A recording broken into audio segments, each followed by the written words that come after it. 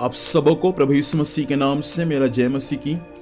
प्रियो, मैं जीवित परमेश्वर को धन्यवाद देता हूं परमेश्वर की दया के लिए जो परमेश्वर ने आज की सुबह हमारे जीवन में प्रदान किया, इसलिए मैं जीवित परमेश्वर को धन्यवाद देता हूं।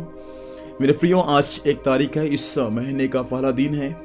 परमेश्वर पिता को धन्यवाद देता हूं, परमेश्वर ने इस साल के पहले महीने में हम सबों को पहुंचाया। यह परमेश्वर की दया है, परमेश्वर की अनुग्रह है। इन बातों के लिए मैं अपने जीवित परमेश्वर को धन्यवाद देता हूं। आइए मेरे साथ में आज की सुबह परमेश्वर के वचन को सीख सकते हैं। इस समय यूहन्ना की पुस्तक उसका 6 अध्याय उसका 51 पद, यह ऐसा लिखा हुआ है, जीवन की रोटी जो स्वर्ग से उतरी मैं हूं, यदि कोई इस रोटी में से खाए तो सर्वदा जीवित रहेगा, और जो रोटी मैं जगत के जीवन के लिए दूंगा वह मेरा मांस है। परमेश्वर पिता इस वचन के माध्यम से हम सबों को आशीष दे।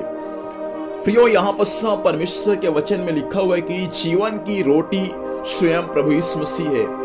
जो कोई उस रोटी में से खाएगा वह व्यक्ति कभी भी भूखा नहीं रहेगा।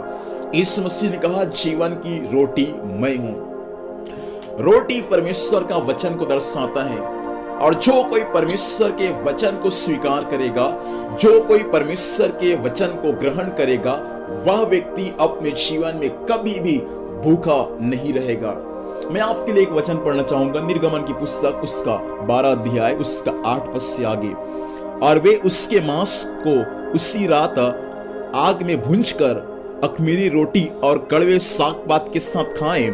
उसके सिर, पैर और अतड़ियों समेत आग में भूंजकर खाना, कच्चा या जल में कुछ भी पकाकर न खाना, और उसमें से कुछ भी सवेरे तक न रहने देना, और यदि कुछ सवेरे तक रह भी जाए तो उसे आग में जला देना। 11 पद, और उसके खाने की यह विधि है, कमर बांधे, पांव में जूती पहने और हाथ में लाठी लिए हुए उससे फुर्ती से खाना, वह तो यहोवा का पर्व होगा।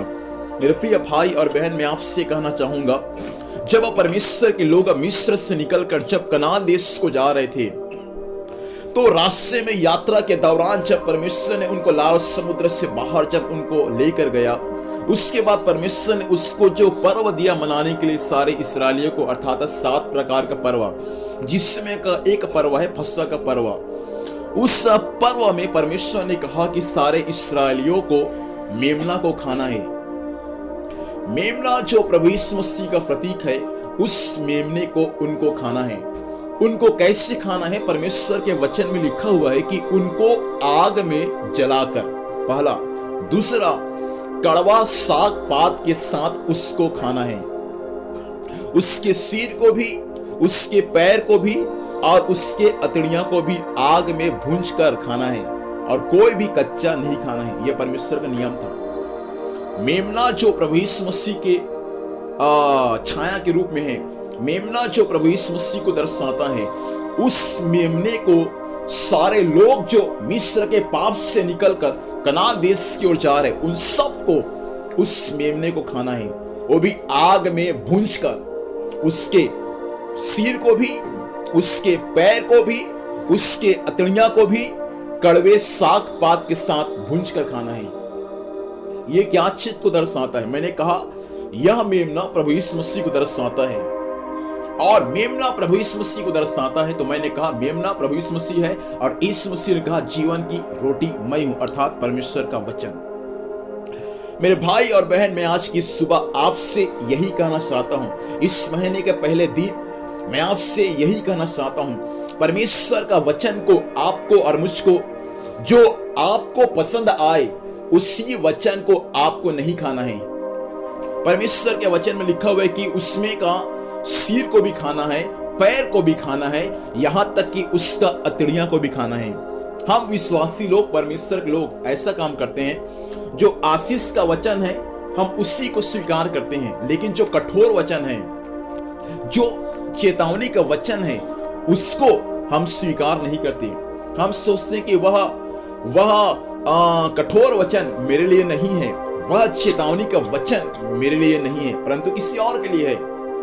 हम कई बार परमेश्वर के वचन के अच्छे से अच्छे बातों को कई बार हम खाना चाहते हैं, उसको कई बार हम स्वीकार करना चाहते हैं, लेकिन बाइबल का वचन हमें ऐसा नहीं सिखाता। जिस रात को परमेश्वर ने सारे इस्राएलियों को कहा कि इस मेमने को खाना, वो भी कमर बांधकर, पांव में जूती पहनकर, हाथ में लाठी लिए हुए फुर्ती से खाना, आराम से नहीं खाना। और वो भी बाइबल के वचन के अनुसार सबको खाना है। आपका जो पसंद है उसी को नहीं खाना है। कलीसिया में आने के बाद आपका जो पसंद है उसी पसंद के वचन को पासवान आपके बीच में नहीं रखेगा। वो सब प्रकार की सेवकाई आपके बीच में करेगा। आपको जो वचन अच्छा लगता है उसी को नहीं पढ़ना है। आज सुन लीजिए मुझे, आप लोग, मन लगता है काश में भजन संहिता पढ़ूं, काश में नीति वचन पढ़ूं, काश में आशीष के बारे में पढ़ूं, बस वहीं तक आप सीमित नहीं रहना। ये बाइबल जो है ना आपके हाथों में, ये पूरा बाइबल के एक एक वचन को आपको पढ़ना है, एक एक वचन को आपको खाने की आवश्यकता है। जो आपको अच्छा लगता है उसी को स्वीकार नहीं करना, इसमें का सब कुछ को खाना, भले आपको कड़वा लगता होगा। लिखा है ना वचन में, कड़वे साग पात के साथ खाना, मीठा के साथ नहीं खाना, क्योंकि मीठा के साथ खाओगे तो शुगर हो जाओगे, शुगर हो जाएगा तो फिर दिक्कत है, फिर खत्म नहीं होने वाला। इसीलिए परमेश्वर ने कहा कड़वे साग पात के साथ खाना है। बाइबल का वचन कई बार हमारे लिए कड़वा होता है। हम सोचते हैं बाइबल का वचन तो मधुर से मीठा है, लेकिन कई बार जब सच्चाई के सामने हम रूबरू होते हैं, आमने सामने, तब मालूम चलता है कि परमेश्वर का वचन मुझे कई बातों के लिए सावधान रहने को बोलता है, और कई बातों के लिए परमेश्वर का वचन मुझे चेतावनी भी देता है। मैं आपसे कहना चाहता हूं, बाइबल का वचन जैसा लिखा है वैसा ही उसको खाए और वैसा ही उसको अंगीकार करे, तब हमारे लिए भलाई का कारण है। इसलिए ये साल के दूसरे महीने में परमेश्वर का वचन हमसे यही कहना चाहता है प्रियों, कि जो आज्ञा परमेश्वर ने दिया है, कमर बांध के, जूती पहनकर, फुर्तीले के साथ हमको उस मेमने को खाने की आवश्यकता है। मेमना प्रभु यीशु मसीह को दर्शाता है। जब हम उसको खाएंगे तो हम कभी भूखा नहीं रहेंगे, परंतु हम हमेशा तृप्त रहेंगे। आइए अपनी आंखों को बंद करें, इस सप्ताह हम परमेश्वर से प्रार्थना करें। सर्वशक्तिमान जीवित परमेश्वर पिता, हम यीशु के नाम में स्वामी आज की सुबह आपके पास में आते हैं। सुने गए वचन के अनुसार परमेश्वर आज से स्वामी हर एक लोग आपके वचन को खाने वाले बन जाए, ताकि वे हमेशा जीवित रहे। ऐसा अनुग्रह प्रदान करें स्वामी। ये महीना भर हर एक विश्वासी भाई बहनों को संभालना स्वामी, सुरक्षा देना, उनके बाल बच्चों पर, उनके परिवार पर, उनके पूरे पिताजी कुटुंब पर, उनके सेवकाई पर आपके आशीष का हाथ होने पाए। ये महीने स्वामी आपकी दया हर एक पर प्रकट होने के लिए सहायता करना। इस महीने भर हर एक के जीवन पर आपकी बड़ी दया स्वर्ग से प्रकट होने के लिए सहायता करें। प्रत्येक विश्वासी भाई बहनों को, उनके परिवार को प्रभु आपके हाथों में समर्पित करते हैं। सब पर आपके अनुग्रह और आपके आशीष होने के लिए सहायता करें। धन्यवाद स्वामी, आपने प्रार्थना सुना और आशीष दिया। प्रभु यीशु के नाम से पिता हम आशीष को मांगते हैं, आमीन। परमेश्वर पिता इस वचन के माध्यम से हम सबों को आशीष दे। आप सबों को जय मसीह की। Praise the Lord.